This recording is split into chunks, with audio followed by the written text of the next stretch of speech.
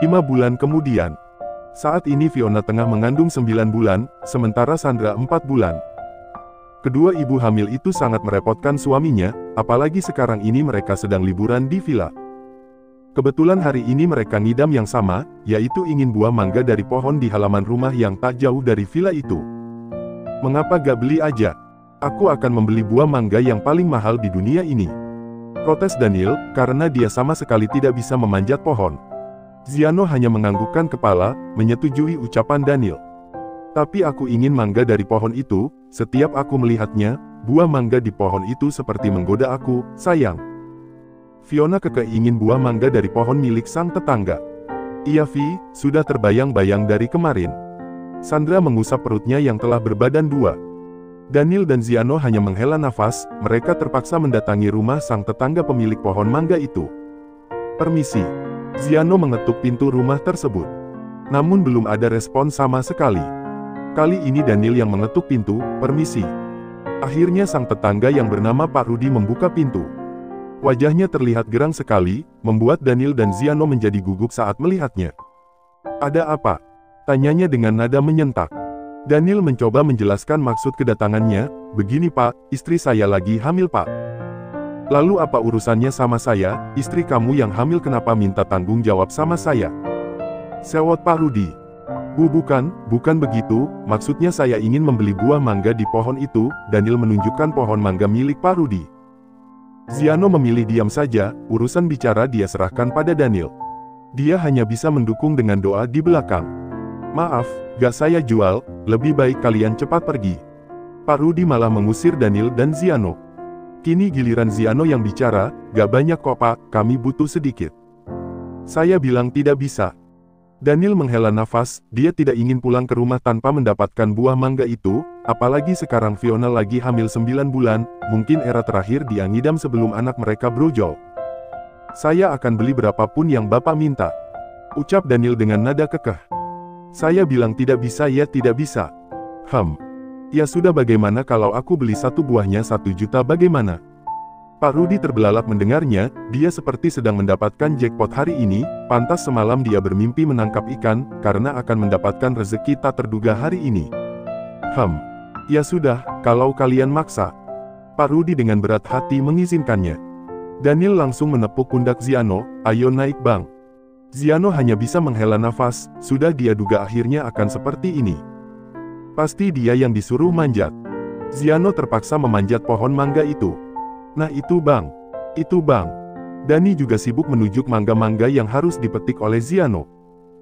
Benar saja buah mangga yang satu buahnya harga 1 juta itu telah habis dimakan oleh kedua wanita hamil itu.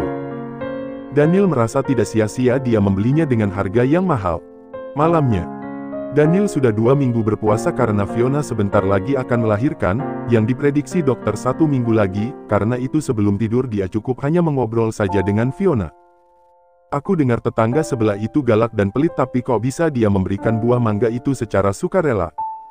Ucap Fiona sambil memeluk Daniel. Daniel sekuat hati mencoba untuk menahan hasratnya, dia terus menarik nafas dalam-dalam. Ya nyatanya dia baik. Daniel tidak mungkin memberitahu Fiona bahwa dia membeli buah itu 1 juta per biji. Kirain cuma Raihan yang baik, Pak Rudi juga baik ternyata. Fiona malah bercanda sambil terkekeh. Pembicaraan mereka terhenti begitu mendengar decitan ranjang di kamar sebelah. Daniel dan Fiona wajahnya seketika memerah begitu mendengar suara itu. Mereka menjadi merindukan aksi panas yang dulu selalu mereka lakukan di atas ranjang itu. Daniel jadi ingin melakukannya bersama Fiona, suara laknat itu membuat Daniel ngiler. Tapi dia harus menahannya. Ya sudah, aku tidur duluan ya. Daniel harus segera memejamkan matanya. Namun suara laknat itu terdengar semakin jelas. Fiona tahu apa yang dirasakan Daniel sekarang, apa kamu ingin melakukannya?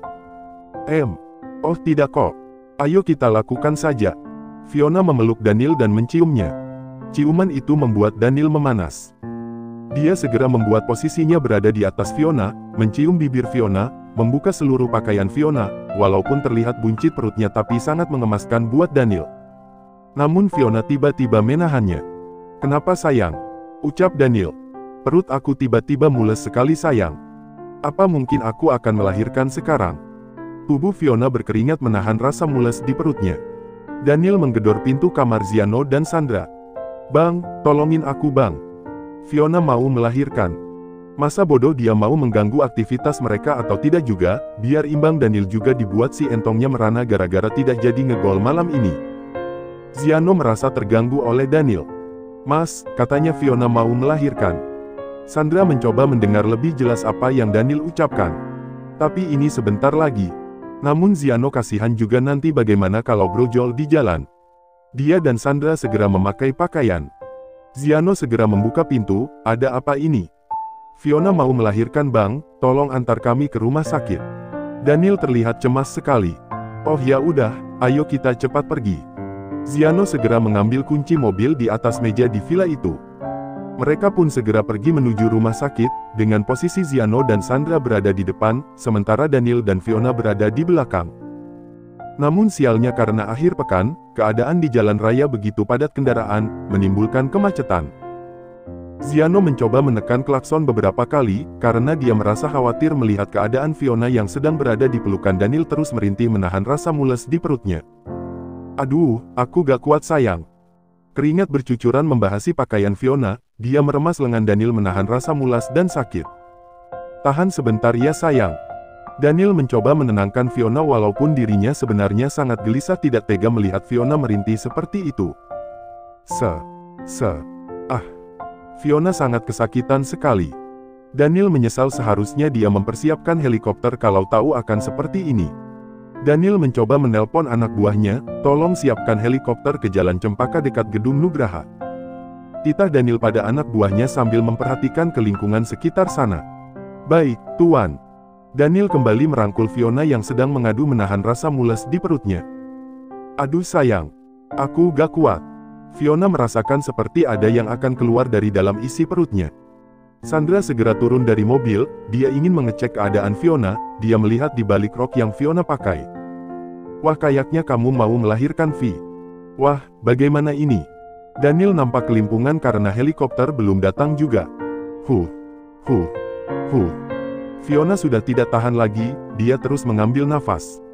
Ziano terus menyalakan klakson karena kesal mobilnya terjebak di tengah-tengah kemacetan. Aku gak kuat." "Ya udah melahirkan di sini juga Vi," suruh Sandra. "Bagaimana caranya?" Daniel nampak kebingungan, karena tidak tahu caranya mengurus orang yang melahirkan. "Ada apa ini?" tanya seseorang karena melihat kegaduhan di mobil itu. Kebetulan dia juga sama terjebak di dalam kemacetan. "Oh Dika," rupanya Sandra mengenali orang itu. Begitu juga Daniel dan Fiona. Ziano langsung menoleh begitu Sandra menyebutkan nama Dika.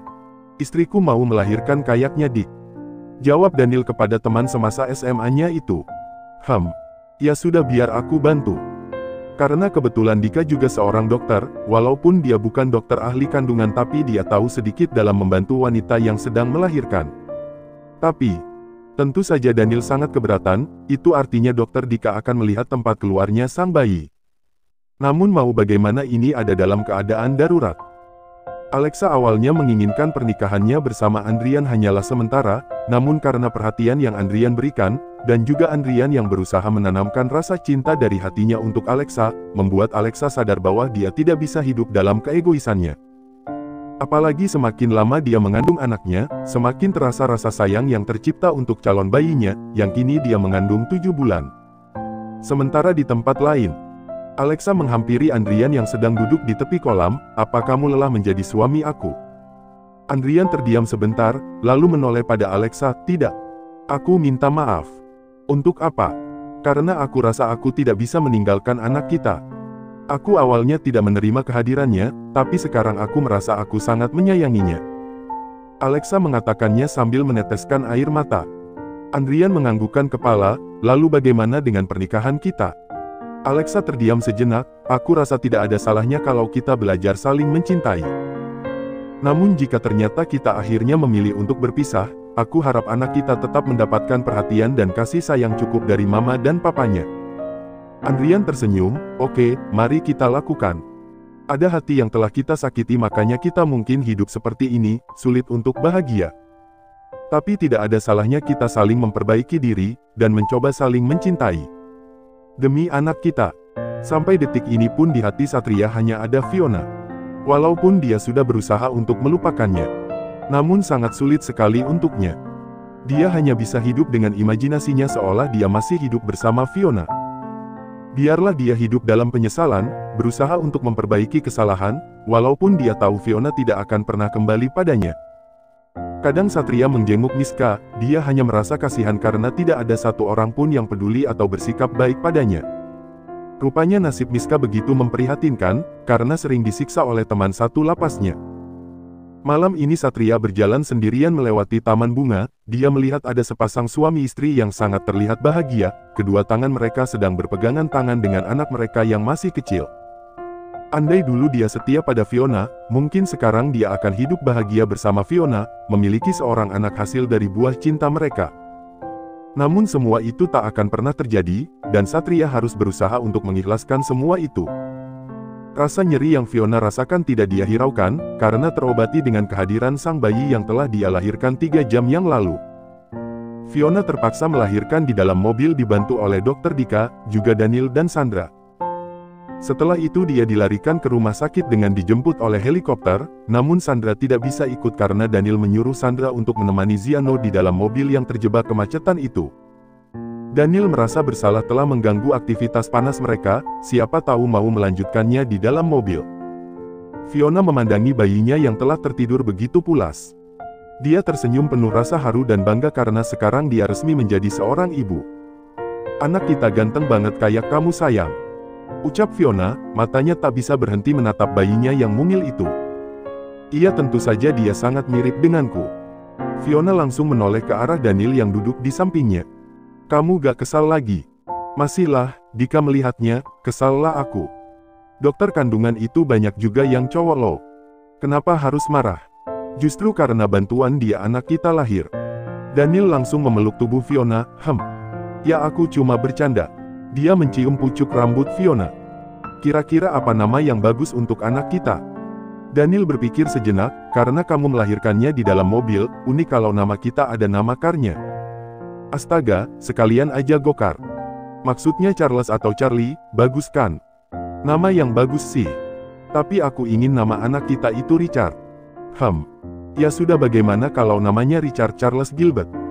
Fiona sangat setuju dengan usulan nama dari Daniel itu. "Nama yang bagus." Daniel memegang wajah Fiona, "Makasih sayang, kamu sudah melahirkan anak kita ke dunia ini. Aku semakin mencintai kamu." "Aku juga mencintai kamu." Daniel mengusap lembut rambut Fiona, dan mencondongkan wajahnya untuk mencium Fiona, namun mereka kaget saat ada yang membuka pintu. Rupanya Ziano dan Sandra sudah sampai juga ke rumah sakit, setelah beberapa jam terkena macet. Tentu saja mereka harus menuntaskan dulu aktivitas panas mereka yang sempat terjeda gara-gara Daniel, di dalam mobil. Entah dengan gaya apa, motornya tidak sempat ngintip. "Aku ingin melihat keponakan aku," seru Sandra, dia menyempatkan membeli banyak makanan untuk Daniel dan Fiona. "Sudah dapat nama untuk anaknya?" tanya Ziano. "Richard Charles Gilbert," jawab Daniel. Kedua pasang suami istri itu terlihat sangat bahagia, Ziano yang berusaha untuk tidak kaku lagi pada Sandra dan mencoba menjadi suami yang pengertian. Dan Daniel yang dari dulu hanya mencintai satu orang wanita, yaitu Fiona, hanya Fiona dan selalu Fiona di dalam hatinya. Fiona telah menjadi seorang ratu karena berada di tangan lelaki yang tepat, Daniel mencintainya begitu dalam dari dulu sampai sekarang, sampai akhir hayat.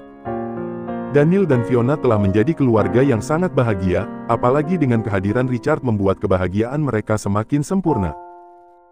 Usia Richard kini sudah berusia 5 bulan, dari selama Richard dilahirkan sampai usia Richard 5 bulan, Daniel belum tega untuk menyentuh Fiona, mungkin karena menyaksikan sendiri bagaimana perjuangan Fiona melahirkan Richard di dalam mobil di tengah kemacetan.